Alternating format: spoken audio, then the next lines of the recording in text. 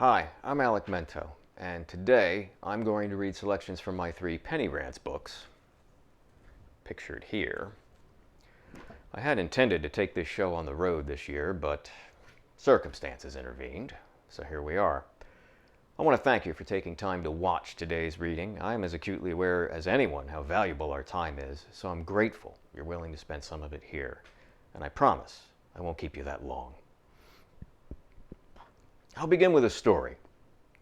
Once upon a time, America had a president who was so uncouth, so poorly spoken, so unskilled at governing, and so contemptuous of the values that sustain a civilization that millions of good Americans raised their voices in protest for the first time. That president's name was George W. Bush. And I was one of those millions who protested for the first time. I started a weblog called Thieves in the Temple. I started out posting lengthy rants at random times, but I realized that ventilating at length doesn't help me feel better. Other people feel better when they do that, but for me it's like a feedback loop. Hence, the Penny Rant, so called because pennies are small, and I like my rants to be over in a paragraph. I also think too many people mystify politics, and they do it so they can separate you from your money more easily. And this also informs my preference for brevity. So most of what I'm going to read today are short paragraphs that first appeared at Thieves in the Temple, which I then collected in my 3 books. Penny Rants, Notes of a Sanctimonious Purist, 2005 to 2012. Penny Rants 2, Mammon Leads the Ball, 2013 to 2016. And Penny Rants 3, The People Strike Back, 2017 to 2018. But we will begin with a rare longer piece called 7 Things Not to Do Now That Donald Trump is President, which, since its first appearance on Thieves in the Temple back in January of 2017, has become my most read post ever. We begin with that tonight because, even though it's a few years old already, and may even seem stale to some of you, given all the chaos and drama we've put up with over the last 4 years, I still think it demonstrates pretty well how we should talk about politics. Not in terms of what will happen, but in terms of what we will do. So, 7 things not to do now that Donald Trump is president. A great many of us fear the Donald Trump presidency, and for good reason. But this moment in our history also offers us a unique clarity. No longer can we fantasize about Democrats protecting us from the worst that Republicans do, not merely because, well, they've never been very good at that, but also because they can't now. Only we can protect ourselves from the worst they'll do. And the sooner we understand that, and practice that, and live that, the better. Hence, I offer 7 things not to do during a Donald Trump presidency. Number 1, do not bother with media horse race coverage.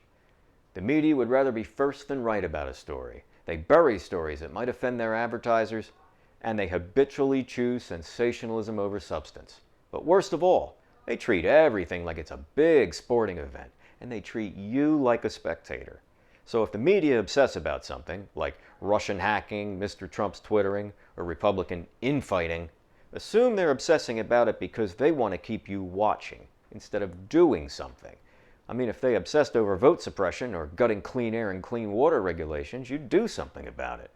But our media don't want a nation of doers. Not just because a nation of doers would watch fewer ads, but a nation of doers would force the media to work harder, which would put them at odds with advertisers and cost executives money.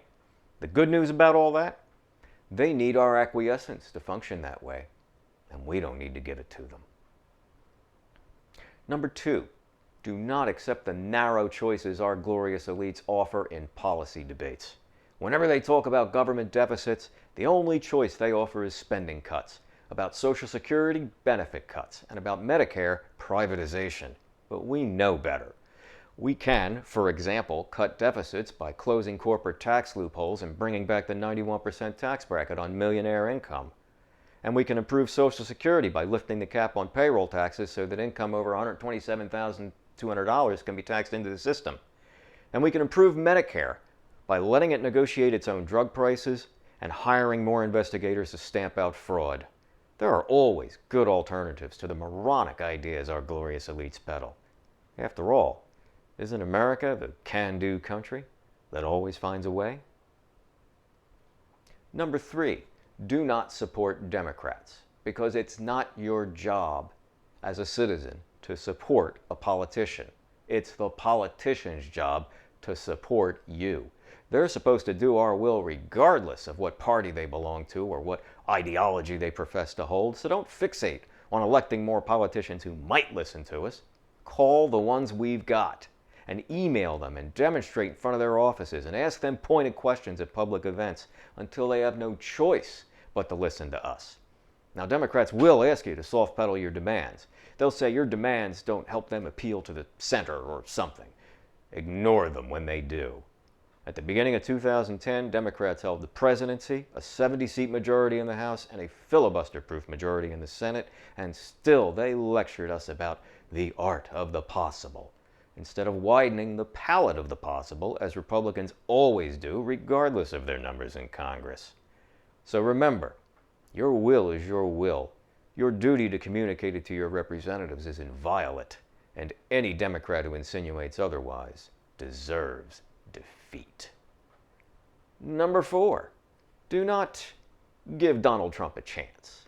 Of course, we all want him to do well, despite the multitudinous indications that he won't. But again, giving him a chance is beside the point of our democracy.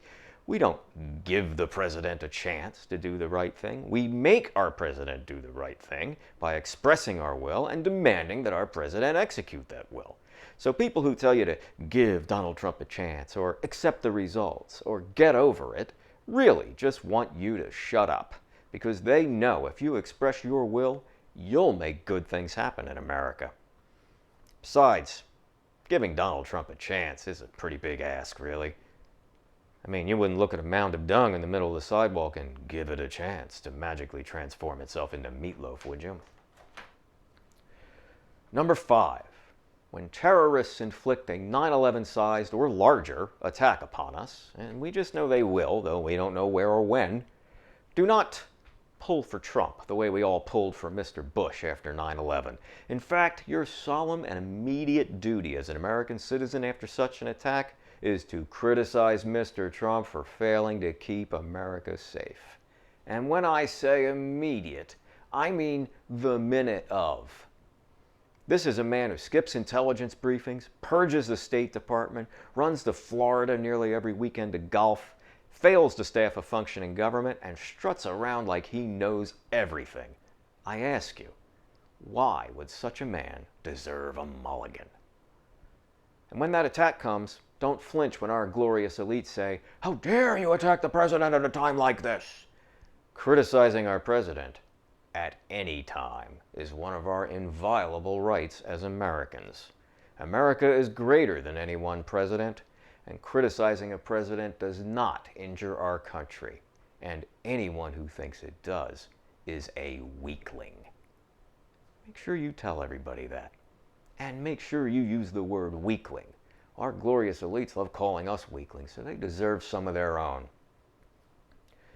Number 6, do not take slurs on your character lying down. When people say, "You hate America," or "You're a traitor," or "You're with the terrorists," or "You want Donald Trump to fail," don't just take it. And don't be afraid to shame people who attack you like that. Too many liberals think shaming is something only conservatives do, but it's not. Shaming is something civilized people do to anyone who injures their community.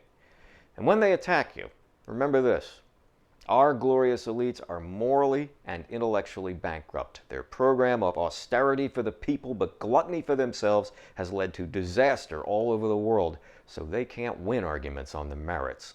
All they can do is lie about our patriotism, our strength, our intelligence, our commitment, and our character. Give them hell when they do, because hell is what they deserve. Number 7, do not allow our glorious elites to sow doubt inside you. You are right and they are wrong. It's that simple. If you want our government to provide the good services we paid for with our taxes and then leave us alone, you are right. And the people who want to cut your services and funnel your hard-earned taxpayer money to their corporate cronies and spy on your every move are wrong. And if you have learned either from emotionally manipulative people or from postmodern literary theorists, that there really is no such thing as good and evil. Unlearn it now. Our glorious elites are evil, and they know that we know that. So they're going to try to take everything from us. Our right to dissent, our right to privacy, our right to clean air and clean water, our right to an economy that works for all of us, our right to protection from financial predators, our right to not have the crap kicked out of us by police, and our right to a safe and secure old age. Taking away these things is evil, and the people who would take them away are evil. So the time for navel gazing is past. The time for civilized action is now. For most of us have now twice experienced 8-year Democratic administrations that consistently failed us. A far-right Republican administration, one that ran roughshod over our rights and listened only to its super-rich cronies, followed the first one. And by all indications, a worse far-right Republican administration has followed the second. This could mean 32 years of America vacillating between weak Democrats and malicious Republicans. And we have got to break that wheel. But we're not going to break that wheel by trying to elect more Democrats and hoping for the best. We will only break that wheel by saying no to our glorious elites' attempts to make us spectators in our democracy, in our country, and by speaking out so powerfully that politicians from both parties will have no choice but to follow us. So when your friends and relatives and neighbors ask you, what do you think is going to happen under Donald Trump? You should give one answer and one answer only. Whatever we make happen. Because that is the stone cold truth.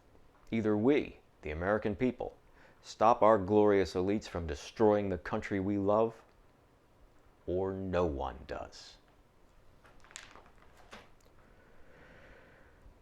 Next, we read from my first book, Penny Rants, Notes of a Sanctimonious Purist, 2005 to 2012.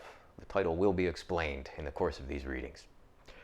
As I suggested earlier, these readings will be a paragraph long. I'll give you the date first, and I'll supply context where necessary. So let's take the Wayback Machine to Mr. Bush's second term and be reminded that in Crosby, Stills, Nash & Young's words, we have all been here before. May 12, 2005. For a gang with such overt disdain toward intelligence discourse, the Bush mob sure are all clever-like with words. The EPA plans to relax restrictions on dumping sewage into waterways, specifically by allowing sewage that hasn't been biologically pre-treated into lakes, rivers, and streams. Now, those of us in the reality-based community would call this sort of thing pollution. But what appellation does the Bush mob affix to this manner of dumping? Sewage blending. That's right, sewage blending. As in, your drinking water is now a light blend of hydrogen, oxygen, and inadequately treated sewage. No truth to the rumor that they rejected sewage mingling, sewage fusion, and sewage unity before settling on sewage blending. June 25, 2005. I'd lay money that Christopher Cox, the Orange County Republican House rep up for SEC chair, is a much nicer person than would-be UN Ambassador John Bolton. Let's go to the park with both of them, shall we? There's Chris Cox, letting all the kids gang up on him in an impromptu game of touch football. And there's John Bolton, sitting in the back seat of the station wagon, counting the strawberries in the cooler. But Mr. Cox's ascension could be worse than Mr. Bolton's, for Mr. Cox has long been cool toward the government telling corporations what to do, which is fine.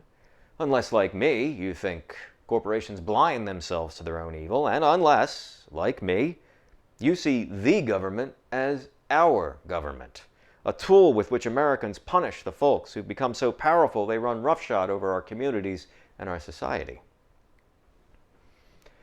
December 12, 2005. This is in the middle of all that war on Christmas stuff.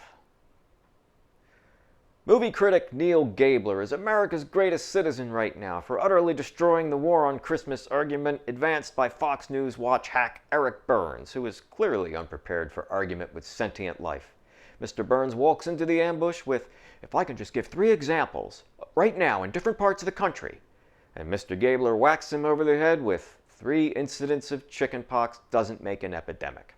It's a shame you almost couldn't hear it over Mr. Burns' shouting over him. But folks still know they live in a country with other people in it, right? Folks with different beliefs and different ways of thinking and believing. And folks still remember from history class that so many of our earliest settlers fled actual religious persecution elsewhere, the persecution that got you imprisoned or maimed or killed, and not the persecution where you don't hear only the things you want to hear all the time. May 20, 2006. This was when Senator John McCain was prepping for his presidential campaign and made the same speech about everybody getting along on both sides to both the New School at New York City and Liberty University in Lynchburg, Virginia.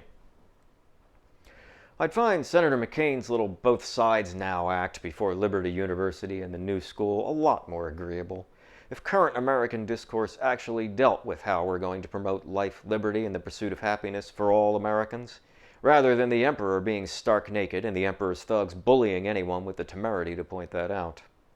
If one side commits innumerable acts of malice and incompetence and then debates mainly by accusing the other side of treason, the problem cannot be solved by both sides getting together over beer and hot dogs and volleyball and passing the talking stick around the campfire and musing that the greater part of wisdom is recognizing what you don't know. Ecclesiastes instructs us that there is a time to embrace and a time to refrain from embracing. Guess which time this is? Guess which time this still is, almost 15 years later. It's a shame. July 15, 2007. Dig Sean Hannity's 2006 campaign contributions as reported by OpenSecrets.org. $2,100 for Jeannie Pirro, who briefly ran for the Senate against Hillary Clinton in 2006? That's it? Beating Hillary was that important?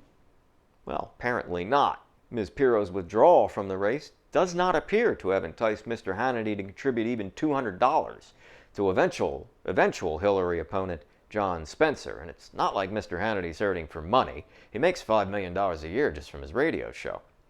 And Mr. Hannity apparently gave little or nothing to any beleaguered Republican House member in 2006, though he also said that preventing Nancy Pelosi from becoming Speaker was, and I quote, "a cause worth fighting for and dying for," unquote. I guess he must have meant that it was a cause worth you fighting for and dying for, not him. You know, like Iraq. January 19, 2008. Chris Matthews' apology in Ray saying mean/sexist things about Hillary Clinton contains this nugget at the end of the second paragraph, and I quote, "This program," it is hardball, "I am proud to say, is tough, fearless, and yes, blunt. I want people to react when I say something. I don't like saying things so carefully, so politically correctly, that no one thinks they even said anything," unquote. So there's just no possibility one could strike a balance between bluntness and care when they speak. It's just gotta be either or.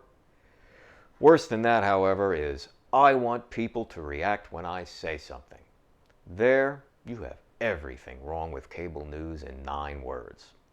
Of course, just getting a reaction from a guest is a good tactic every once in a while, but the cable news airwaves are now full of people who do nothing but try to get reactions out of other people, and it's made our national discourse damn stupid. And what reaction is Chris Matthews trying to get out of Republicans when he sucks up to them, which happens like most of the time? I'd rather Columbo with a host of Hardball. January 29, 2009. I'm disgusted that Mr. Obama decided to strike the hundreds of millions of contraceptives, part of the stimulus, shortly after Republicans stomped their feet about it. Mr. Obama should not reward bad behavior, not just from Republicans acting like babies, but from the so-called liberal media egging them on. I understand that you're supposed to pick your battles. I understand that you don't have to do everything you want to do right away. I'm even willing to consider that Mr. Obama set up this battle just to draw their stupidity out into the light. But I think all of that is less relevant than this. When Republicans act like brats, you don't enable them. You slap them in the face and tell them to start acting like grown-ups. I think it's going to be a long 4 or 8 years, folks. Was I right or was I right? February 16, 2010. Senator Evan the Lesser By, Democrat of Indiana, will retire at the end of his term in 2010, and he made this announcement a mere 4 days before the primary filing deadline, with $13 million in the bank, no less, so he must be really, really mad about how Congress runs these days. Of course, I think the inveterate estate tax cutter and so-called free trader and Iraq chicken hook is part of the problem.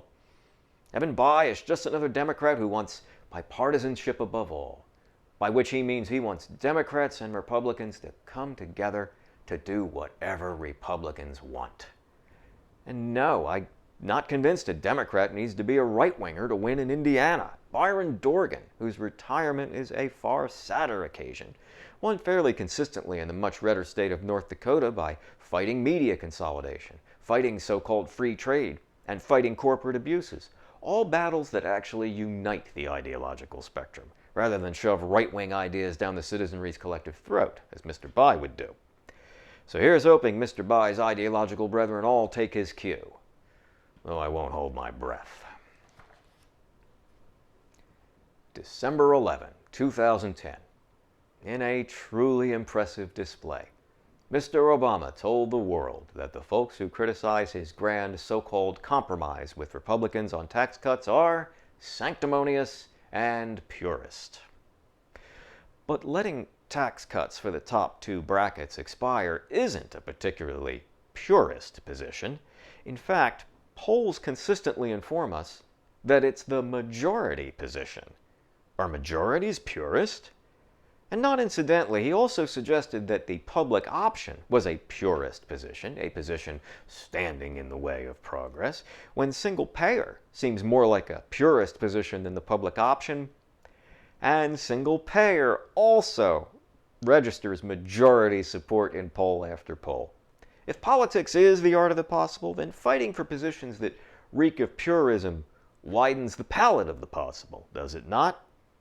Especially when those purist positions, like single payer or higher taxes for the rich, are actually quite popular. January 3, 2011. The New York Times instructs us that public union employees face rising public anger.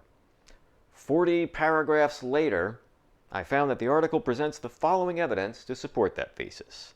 A teacher who clashed with New Jersey Governor Christie earlier this year has since received an indeterminate number of nasty emails and Facebook postings. B, a Washington Township retiree doesn't want public employees to give up their pensions, but adds, quote, "Don't ask for no more," unquote. C, an unnamed retired cop thinks Mr. Christie should go after freeloading freeholders rather than teachers. And D, an Atlantic City card dealer says teachers have to, quote, "take it in the year too," unquote. To think that right-wingers have worked so hard to stoke this public anger, and that is all they get.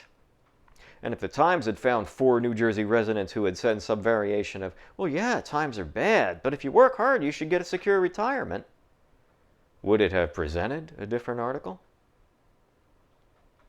That's not entirely a rhetorical question, of course. Also, try saying freeloading freeholders 10 times fast. It's hard. It's hard to say it 1 time fast, I think. But June 16, 2011. House Joint Resolution 1 would amend the Constitution to demand a balanced budget from Congress. Now, you may well be saying, "I gotta balance my checkbook. Why can't Congress?" But think hard about this. Did you have several $100 grand just lying around to buy a house? No. You had to get a mortgage. You had to go into debt. And when you needed car repairs or home repairs, did you refuse to use your credit card because the expenditures weren't paid for? Have you refused to take out loans to continue schooling because the expenditures weren't paid for? And have you refused to get a higher paying job by saying, "I don't have a revenue problem, I have a spending problem"? That's the government Republicans want. One that acts completely unlike you do when you are faced with hard tasks. Need I mention that our government could be taxing the rich a lot harder and we wouldn't be talking so much about the deficit in the first place? February 23, 2012. Now, I realize I haven't just come out with what sticks in my craw about Rick Santorum, so I'll do that now. The man doesn't seem to comprehend that coerced devotion is useless. Let's say, just for the sake of argument, and at the considerable risk of blowing open a hole in space-time, that Rick Santorum is right about everything. If he were, as president, to force Congress to codify this hypothetical righteousness into law, such that America would have no choice but to become a godly nation, that still wouldn't create a godly nation. It'd create a sham of a godly nation, one in which good Americans would go through the motions of being godly without any pleasure whatsoever, and devotion without pleasure cannot endure, because people will not endure it. When Mr. Mencken called Puritanism the haunting fear that someone, somewhere may be happy, he might as well have been talking about Rick Santorum's 2012 presidential campaign, which never ever shuts up about lust and homosexuality and womenfolk, and never ever talks about, love or friendship or caring or community. And God forbid he should talk in his inside voice. Even Rush Limbaugh says he's loud. May 11, 2012. I wish I could just ignore these horrible bastards, but the Greene County, Virginia Republican Committee newsletter's editor thinks we'll have, quote, no course, that's course spelled C-O-A-R-S-E, but armed revolution should we fail with the power of the vote in November, unquote. Everybody loves democracy until it stops giving them the results they want. Why will we have no other course, Mr. Diaper-Loaded Brat? Because, and I quote, this republic cannot survive for 4 more years underneath this political socialist ideologue, unquote. You mean the one who cuts payroll taxes, freezes federal workers' pay, and lets Monsanto do what it likes?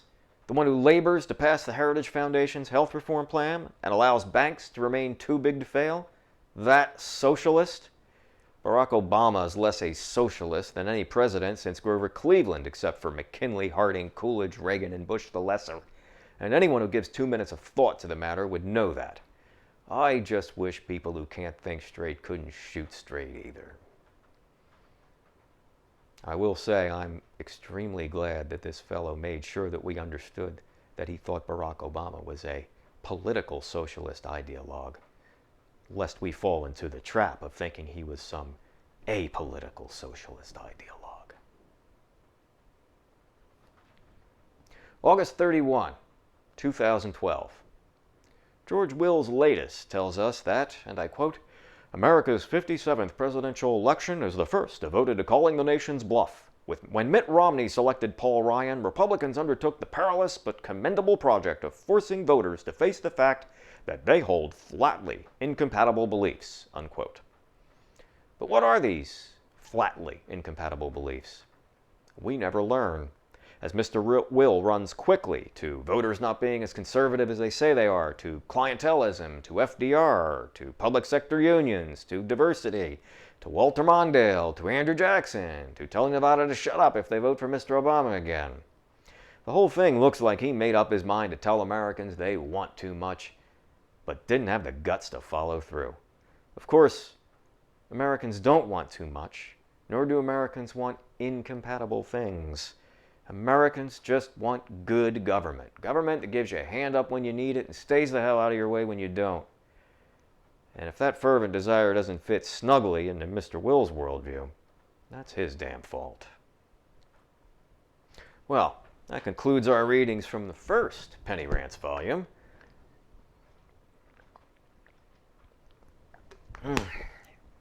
Now, let us proceed to the second. Penny Rants 2.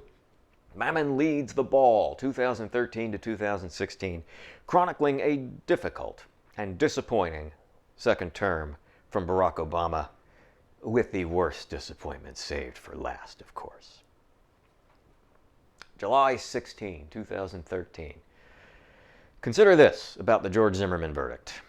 The Sanford police weren't even going to investigate Trayvon Martin's death until Mr. Martin's family put a petition up on change.org demanding an investigation, and then over 2 million good folks signed it. So instead of thinking it's now open season on black boys, I wonder how many Trayvon Martins have already died over the years in complete silence and in undeclared open season. This jury may have exonerated Mr. Zimmerman, but Mr. Zimmerman is also the most hated man on the planet right now.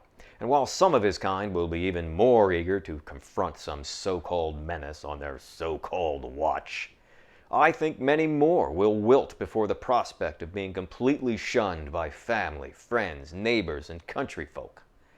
So, despite the verdict, I have no doubt that the Martin family has saved lives. And if you were one of those who demanded to shine light on this case, so have you. I know a lot's happened since then, but I still believe all that's true. August 29, 2013. Raleigh, North Carolina police threaten a local ministry with arrest if they continue to give out food to the homeless.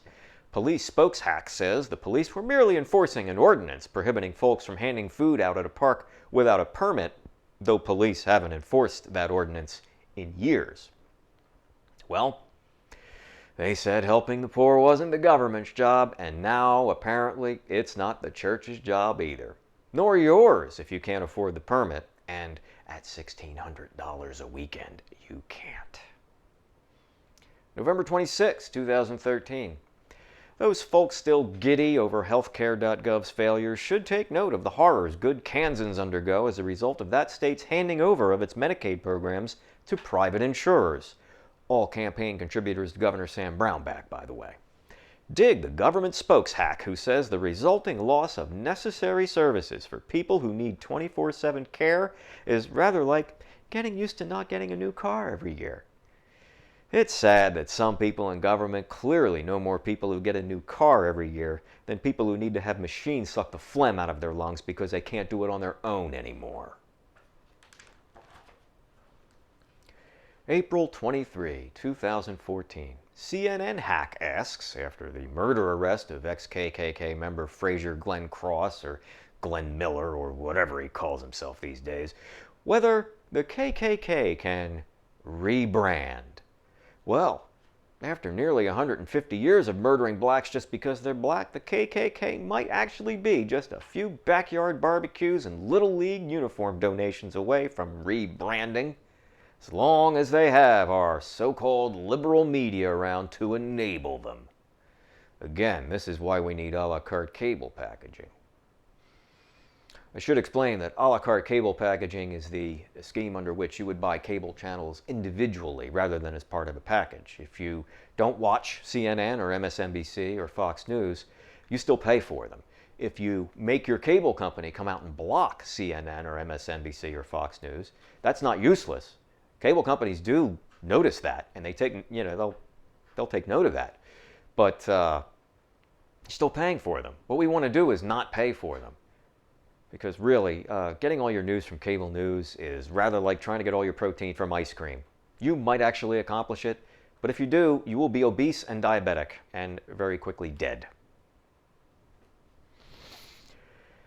May 29, 2014. American corporations report to the IRS that, among other things, the money they earned, so-called, in 5 particularly notorious tax havens somehow outstripped the entire gross domestic product of those nations. In other words, American corporations made more money in these countries than there was money to be made. And instead of insisting that big corporations do right by America, just like small businesses and individual taxpayers do, the right wing will tell us that we have to compete with Luxembourg by having the very same sort of lax tax laws here.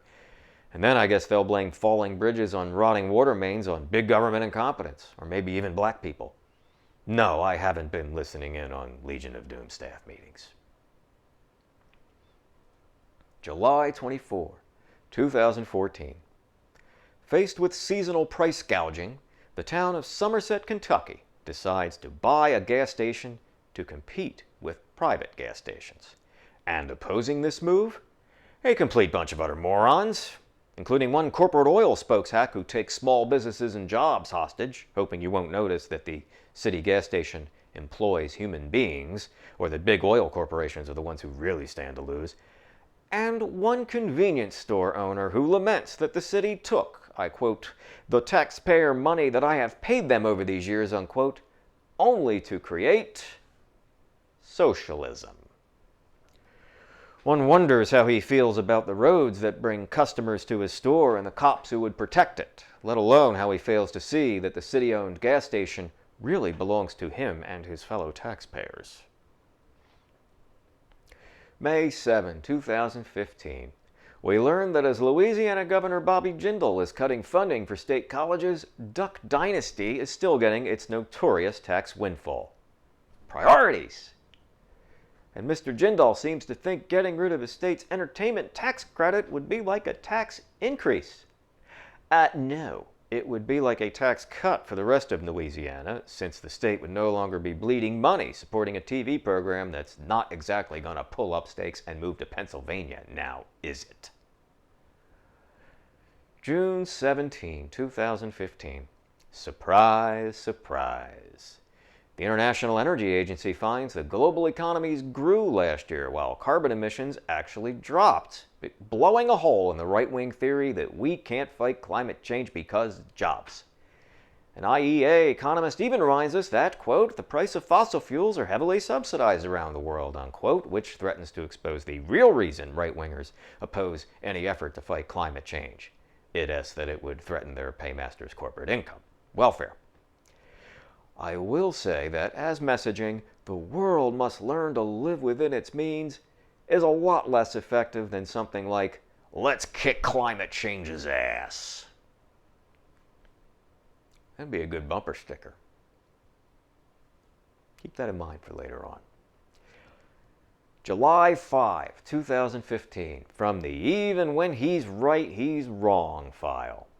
David Brooks instructs us that those of us who were delighted by the Supreme Court's pro-gay marriage decision should show civility and respect to our opponents and avoid polarizing the debate and calling people bigots.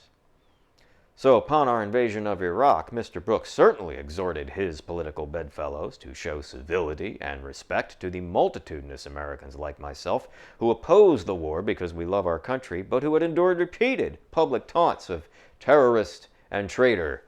Did he not? No, he did not. Clearly, it was the furthest thing from his mind.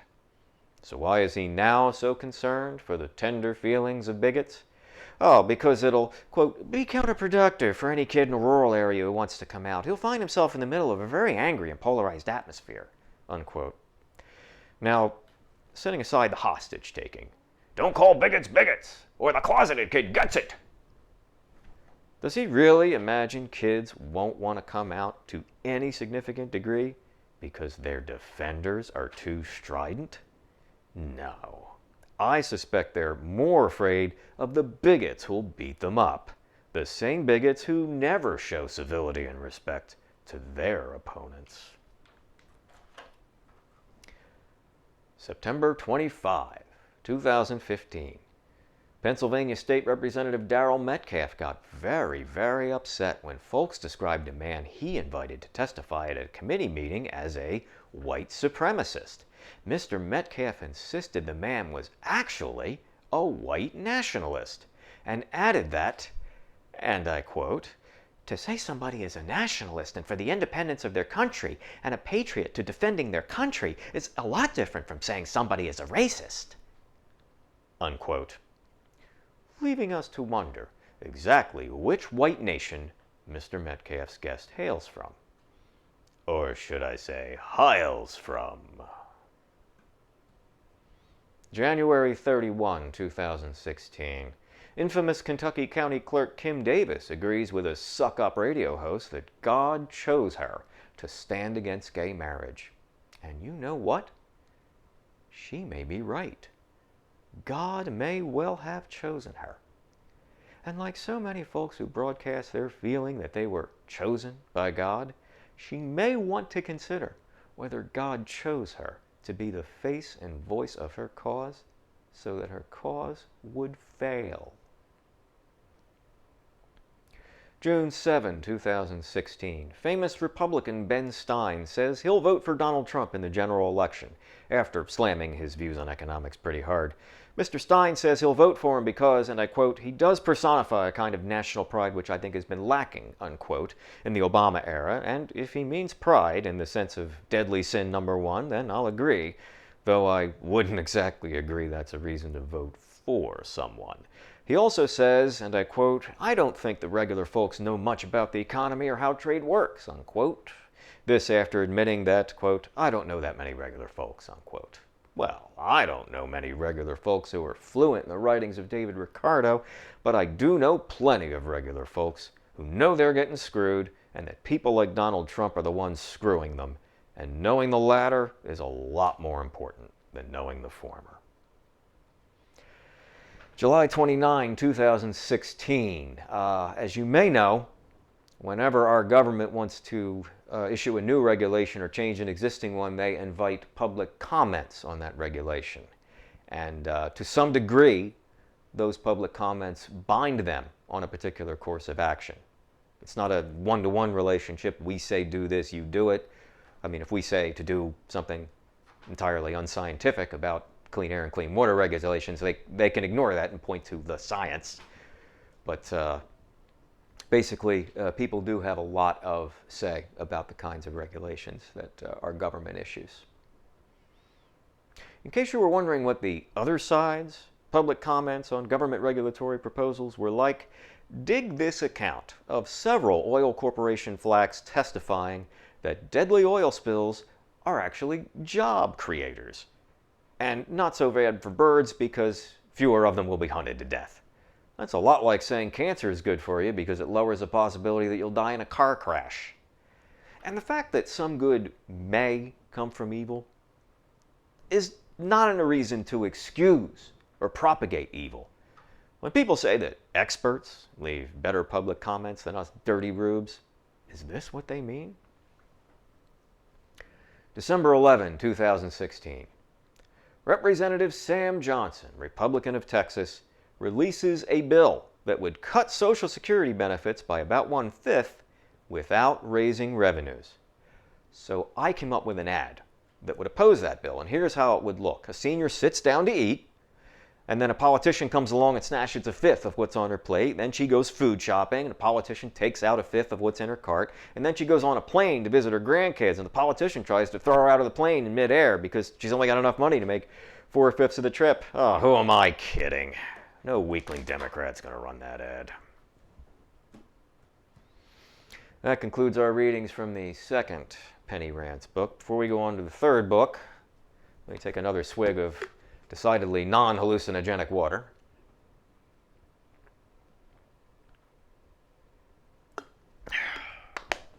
And let's do some housekeeping. Normally, I take this time to describe future events happening in whatever venue I happen to be reading that night, but ain't nothing happening in here later on unless I decide to do my Hanan exercises on the piano. So instead, I will take this opportunity to remind you that the three Penny Rants books are, number one, real, and number two, available only at my storefront, Blunt Instruments, which you can find on the interwebs at blunteye.com. That's BLUNTEYE.com. No, you won't find them in stores, nor will you find them on other websites. So if you're already looking for them on Amazon, you won't find them there. They're only at my store, Blunt Instruments, at blunteye.com. Also, I've got bumper stickers. These are like little Barb civics lessons. Just look at "Don't want to pay taxes? Then don't drive our roads." Right, any one of numerous American corporations? Also, "Something's trickling down, but it sure ain't wealth." And here's one of my favorites. "Jesus loves your sorry ass." If you want something a little less evangelical, I also have one that says, "Jesus loves my sorry ass." Finally, here's our biggest seller. Whose house? Our house. It is fairly succinct, plus it has actual colors in it. Remember, you can only get this stuff at my storefront, Blunt Instruments, at blunteye.com. That's BLUNTEYE.com. Also remember, if you buy these from me, you will support an actual small business, which is to say, mine. And now we begin with readings from my third book, Penny Rants 3, The People Strike Back, 2017 to 2018. January 7, 2017. Drew Altman at the New York Times describes the health care plan Trump voters really want. Now, I don't know why they would get all the say about everything, comprising only 46% of the electorate, but their concerns are, guess what, pretty much like everyone else's. They hate high premiums and surprise bills, they find health insurance way too complex, and they often admire Medicaid from afar, though they also resent the people who get it. They also generally dislike the idea Republicans come up with to replace the Affordable Care Act. It warmed my heart to hear them call health savings accounts and the like not insurance. But here's the bad news. They all have faith in Donald Trump to fix it. They'd be much better off having faith in themselves and calling their representatives to tell them what they think, which I'd be more than happy to help them do. March 20, 2017. How bad is the Trump cruelty budget? So bad it cuts EPA funding and staffing even more than Scott Pruitt wanted. So bad it jerks itself off for zeroing out NEA, NIH, and PBS funding. So bad the Trump administration, having apparently watched a few too many porn films, calls it the hard power budget. And so bad it not only slashes the agencies that could feasibly build out infrastructure, which Mr. Trump did run on, but also slashes programs that actually help laid-off coal miners in Appalachia, both proving, once again, that they only need you for your pain. And they need your pain so badly they'll create more of it, again and again and again. April 11, 2017. Glenn Greenwald at The Intercept reminds us, in re Mr. Trump's recent missile strike on a Syrian airbase, that, quote, in every type of government, nothing unites people behind the leader more quickly, reflexibly, or reliably than war, unquote.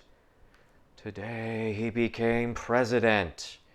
Our liberal media tell us, though gosh, what a low bar they set for this guy. He stopped shouting at everyone for an hour before his first address to Congress and he becomes president. He blows up an airbase the Syrian government was able to clear out beforehand and he becomes president. May 12, 2017. West Virginia Capitol Police arrested local journalist Dan Heyman on Wednesday after he repeatedly asked HHS Secretary Tom Price whether the Republican health care bill would include being a target of domestic violence as a pre-existing condition. The charge? Sit down for this one. Willful disruption of state government processes. Mr. Heyman had to post $5,000 bail to get released. Let's see you or I do that if we get arrested for confronting our leaders in public. The Trump administration demands to be disrupted by civilized Americans. But even the Capitol Police can't agree on the details of the case and dig Mr. Price, saying, "Oh, that gentleman was not in a press conference." Gosh, if you're going to put your ideas out there, you don't get to dictate to other people where and when and how they respond. All adults understand that. So why doesn't anyone in the Trump administration understand that? Oh, wait. That question answers itself. June 7, 2017. You may know that the Washington Post wrote essentially a hit piece against Social Security disability insurance by profiling, at length, a single family that's been getting disability payments for generations. I mean, seriously, BFD. One example of abuse, even one that's been going on for decades, doesn't constitute a trend, let alone an argument. And one of the challenges of civilization, of maturity even, is to resist the temptation to throw away good works because a very small number of people abuse them. Better to stop people from abusing them so that honest people can benefit from them. And remember that regardless of the sizable amount of good reporting the Post has done on President Trump, once he's gone, they'll go back to foregrounding the so-called need to so-called reform, so-called entitlements, far more than they're doing now. The reason I say so-called entitlements is that Social Security and Medicare are not entitlements in the sense that Congress is being extremely generous to let us have them. We worked for them. We paid into them. We fought for them. And when we get old, we deserve to have them. It's a reward for a well-lived life, a life in which you contribute to civilization. It's not an entitlement. Ugh. August 21, 2017. Now, you've no doubt heard that Steve Bannon's out as President Trump's senior strategist or whatever, and has made a soft landing at his old employer, Breitbart. And just like his old boss, he continues to let his mouth write checks his ass can't cash, saying, "I got my hands back on my weapons." I shudder to think what he's actually got his hands on, and that he's definitely going to crush the opposition. Which is what approximately 0 people who crush the opposition say before they crush the opposition. I look forward to ignoring him just like I did before he joined the Trump administration. November 2, 2017. Right-wing preacher agrees with right-wing interviewee that, get this, women are guilty of sexual assault merely by wearing, quote, sexually suggestive clothing around a man, unquote. All together now. Wah! I suppose if I'd actually listened to this live, I'd be hysterically laughing at the notion that this, quote, involuntary surge of pleasure, unquote, a man feels when he sees a scantily clad woman is actually a chemical sexual assault. But Jesus, Mary, and Joseph, they just sound like 2 guys who can't handle themselves around attractive women. January 13, 2018. The next time President Trump calls some country that gives us a lot of immigrants a shithole country, he might do well to remember that if Haiti and African nations are unable to provide for their citizens to the degree that our government does, it may be because our government is among the many Western governments that have spent centuries plundering them. Yes, it's an unpleasant truth, but facing unpleasant truths is what helped folks grow and mature. Didn't conservatives used to say that all the time? March 2, 2018. The U.S. Geological Survey plans to eliminate its Biological Survey Unit, which costs a mere $1.6 million annually out of a $4 trillion plus budget and keeps over 1 million plant and animal specimens. Civilizations do not do this. Sick, immoral, and decadent societies do this. And the more they say they're doing it for the coal miner in West Virginia or the single mother in Detroit, who do both benefit from research on plants and animals in America, the sicker, more immoral, and more decadent they become. And only truly sick individuals like Newt Gingrich say, oh, some billionaire could do it if it's that important. Like only billionaires can do important things. We do it as Americans because we do important things. April 12, 2018. Hot on the heels of 2 FBI raids of the office of our president's personal lawyer, our president calls the raids an attack on our country in the truest sense. If he has a serious point to make about, say, the way the FBI got its warrants for the raids, you'll never hear it underneath all of his, oh, the unfairness, and oh, the witch hunts. And one more time, the president is not America. I locate the greatness of America in our people and our traditions, not our president. Perhaps Dr. Johnson should have said that conflating yourself with your country is the last refuge of a scoundrel. June 8, 2018. Buried deep in this account of the sudden disappearance of a political cartoonist's work from the pages of the Pittsburgh Post-Gazette is its new editorial director, one Keith Burris, claiming that our activism against this administration constitutes, and I am compelled to quote, a mania, a hissy fit, a fever by the self-anointed guardians of all that is good and enlightened in America. Unquote. Now, setting aside that, just as Bush derangement syndrome more aptly described the behavior of Bush supporters, that the mania, fever, and hissy fits all come from the president and his votaries, setting all that aside, does Mr. Burris not know that this is America? In America, we are all of us, in fact, self-appointed guardians of civilization. That's how America is supposed to work. It's what separates us from aristocracies, monarchies, and dictatorships. And if you think I look down on you for no good reason, your task as an American, as a guardian of civilization, is most pointedly not to whine about it. Your task is to prove me wrong and change my mind. And if you can't do that, you may want to consider whether the fault is yours, not mine. July 3, 2018. Alexandria Ocasio-Cortez's thumping of a 10-term incumbent in New York's 14th District Democratic House primary sends, according to Ryan Grimm of The Intercept, a sobering message to Democrats reliant on big money. It won't save you. And you would think Democratic polls would find this not a sobering message, but an uplifting one. And not just because our elected officials really don't like spending half their time trying to scare up campaign donations, but because in America, we all think we want more money, when what we really want is freedom from money. July 25, 2018. Former FBI Director James Comey, who has lately advised all Americans to vote Democrat this fall, now says we should avoid voting for the so-called socialist left, presumably in Democratic primaries, and vote instead for, quote, sensible, balanced, ethical leadership, unquote. Pardon me if I regard his counsel as yet another attempt to drag the center ever further right. After all, right-wingers call anyone to their left a socialist anymore. And suggesting that, say, a House candidate who supports Medicare for all and taxpayer-funded higher ed is by definition insensible, imbalanced, and unethical is a bit rich. Particularly in a world where right-wing policy prescriptions are actually insensible, imbalanced, and unethical. But even more to the point, Democrats have spent the last quarter century getting behind the kind of center-right politicians who might best meet Mr. Comey's criteria.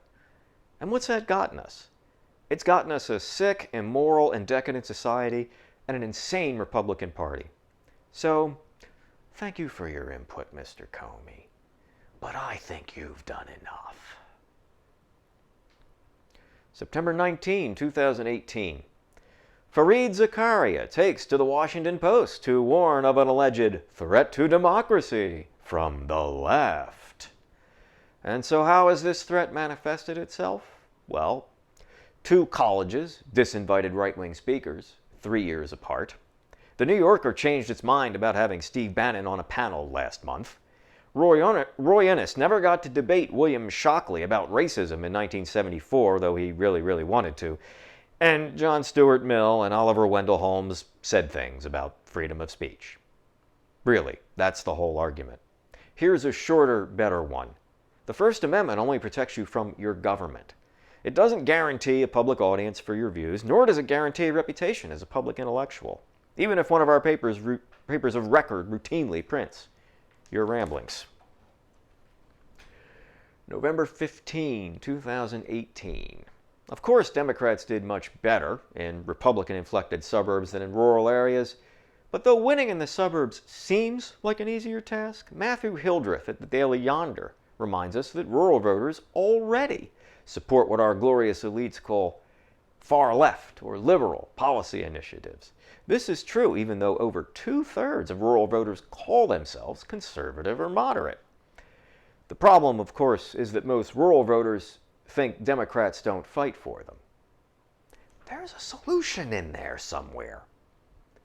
And when rural support for Medicare for all, a healthy 63%, actually lags behind rural support for treating, not imprisoning drug addicts, 77%, and taxpayer-funded community colleges and trade schools, 66%, that solution is most emphatically not acting more like a Republican. Also, too, Republican policies help big ag corporations crush small farmers. Democrats could actually stand up for these small farmers, maybe? November 28, 2018. The science is clear, declares Elizabeth Sjogren and Susie Nielsen at Wired.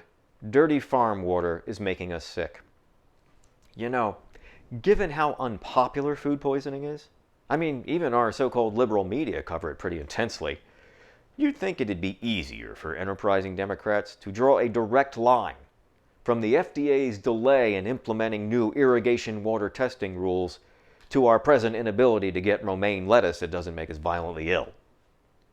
But Democrats are too afraid of big ag corporations to do that, even though there's a Mack truck-sized opening for the reasonable, moderate, fiscally sound Democrat to point out that the FDA rule delay, by the FDA's own analysis, will cost consumers 9 times more money in healthcare costs than big ag corporations will save in rule compliance costs. And though I expect the FDA's delay will get struck down in court one day, you won't get much comfort from that if you've died of kidney failure in the meantime.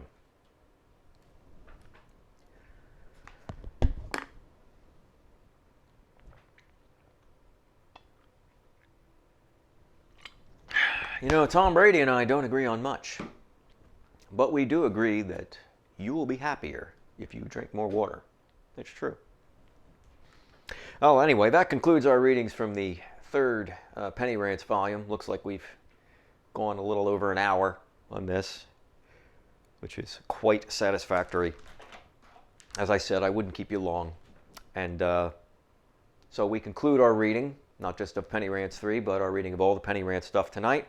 Once again, I thank you for watching, but more importantly, I thank you for loving our country and for being the best citizens you can be. Good night, and God bless.